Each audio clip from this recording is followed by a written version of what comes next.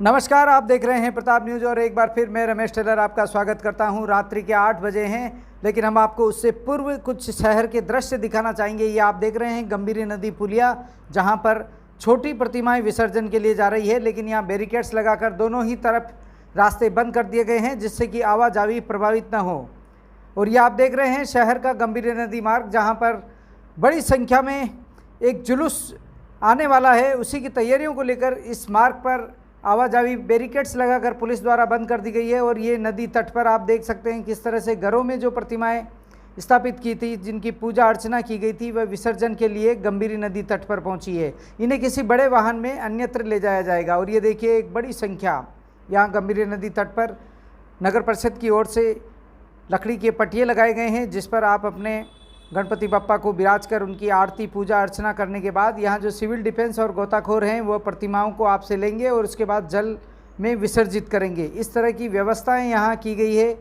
वहीं शहर में 50 से 60 हज़ार लोगों के भोजन की महाप्रसादी का आयोजन भी किया गया है। इस तरह से वाहनों को दोपहर बाद रोडवेज बस स्टैंड के बाहर ही रोक दिया गया, जिससे गणपति विसर्जन के लिए आई हुई प्रतिमाएं यहाँ नदी तट पर पहुंची। बड़े ही उत्साह और उमंग के साथ परिवार के लोग, बच्चे, महिलाएं, पुरुष बड़ी संख्या में यहाँ गंभीरी नदी तट पर पहुंचे हैं। हम आपको दिखाएंगे कि जो चल जुलूस है 16 लाइसेंसी झांकियों का किस तरह से निकलता है, उसकी ओर भी हम आपको ले चलेंगे। उससे पहले आपको दिखाते हैं कि दोपहर बाद किस तरह से गली मोहल्लों में जो बिना लाइसेंस की झांकियाँ लगाई गई थी, उनको भी शोभा यात्रा के रूप में क्षेत्र के लोग लेकर पहुँचे। कई तरह के वाहनों पर सुसज्जित उन गणेश प्रतिमाओं को सजाया गया और सुरक्षा की दृष्टि से यहाँ पुलिस बल तैनात था। उसके साथ ही गोताखोर और सिविल डिफेंस के सुरक्षाकर्मी भी शहर के चप्पे चप्पे पर, जहाँ से जुलूस गुजरते हैं, उस मार्ग पर व्यवस्थाएं सुनिश्चित की गई है। और ये देखिए एक बड़ा ट्रोला यहाँ गंभीरी नदी तट पर खड़ा किया गया है। जो बड़ी प्रतिमाएं हैं उनको जल में विसर्जन के बाद क्रेन से इस ट्रोले में रखा जाएगा और उसके बाद इन्हें संगम मार्ग से आगे नदी में विसर्जित किया जाएगा। यहाँ जो गंभीरी नदी आप देख रहे हैं, इसमें साफ सफाई रहे, स्वच्छता रहे, पर्यावरण प्रदूषित न हो, इसके लिए छोटी मूर्तियों को विसर्जित किया जा रहा है, जो कि आधे फीट से भी कम है। वहीं बड़ी प्रतिमाएं जो हैं, मूर्तियाँ हैं, उनको विसर्जित करने के लिए अन्यत्र जलाशय में ले जाया जाएगा। और ये देखिए जो लाइसेंसी प्रतिमाएं हैं वह अब सज धज कर तैयार होकर बढ़ रही है गांधी चौक की ओर। गांधी चौक से ये सारी प्रतिमाएं एक साथ जुलूस के रूप में आएगी। आपको बता दें कि सबसे आगे गुडेज क्लब की झांकी रहती है और गुडेज क्लब के बाद शिवा क्लब, उपरलापाड़ा महोत्सव समिति, चेतन क्लब, चेतक क्लब के साथ ही जुड़वा क्लब, सूर्य दल सहित 16 लाइसेंसी झांकियाँ इस बार हैं।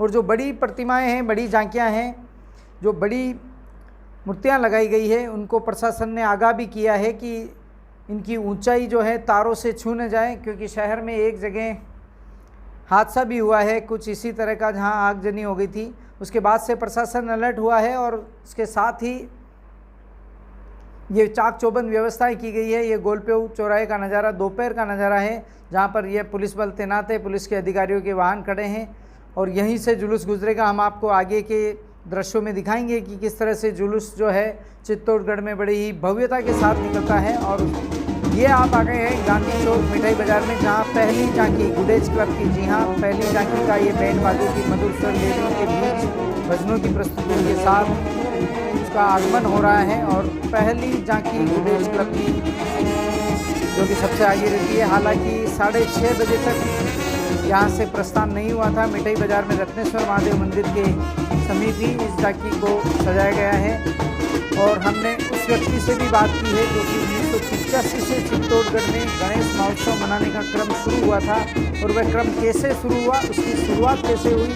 चित्तौड़गढ़ शहर के कुछ युवा मध्य प्रदेश के इंदौर गए थे और इंदौर में उन्होंने देखा कि गणेश महोत्सव मनाया जाता है। उसके बाद से ही चित्तौड़गढ़ में भी गणेश महोत्सव बने, उसकी तैयारी की थी। तो हमारे साथ बातचीत के लिए मौजूद रहेंगे देवेंद्र बाबूभाई, जो कि बाबूभाई के नाम से मशहूर हैं। हम बात करेंगे उनसे और पूछेंगे कि 1985 से कैसे गणेश महोत्सव शुरू किया गया। तो ये आप देख रहे हैं गुडेज क्लब की पहली झांकी, जो कि भगवान राम के स्वरूप में है। और करीब 6:15 हो चुके हैं। हम खड़े हैं इस वक्त गांधी चौक शहर के मिठाई बाज़ार क्षेत्र में, जहाँ पर आप देख सकते हैं बैंड बाजों की मधुर स्वर लहरियों के बीच ये पहली झांकी अब आगे बढ़ेगी। उसके बाद में विभिन्न क्षेत्रों से आती हुई क्रमवार 16 लाइसेंसी झांकियां आगे बढ़ेगी। हमारे साथ मौजूद हैं 1985 से चित्तौड़गढ़ में इसकी शुरुआत हुई बाबू डांगी, जिनसे बाबू भाई आप बताइए कब से ये शुरुआत चित्तौड़गढ़ में? सर ये 1985 में चालू हुआ था।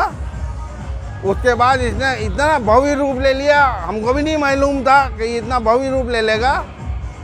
उसके बाद लगातार चलता रह रहा है। गुडेज क्लब मिठाई बाजार चित्तौड़गढ़ रत्नेश्वर महादेव के मंदिर से चालू किया था और वहीं से थे हम 8-10 जने थे उस समय जब ये चालू किया था। इंदौर में देख के आया था, उसके बाद ये यहाँ पे चालू किया था। उस समय कितनी प्रतिमाएं लगी थी? उस समय केवल एक प्रतिमा थी।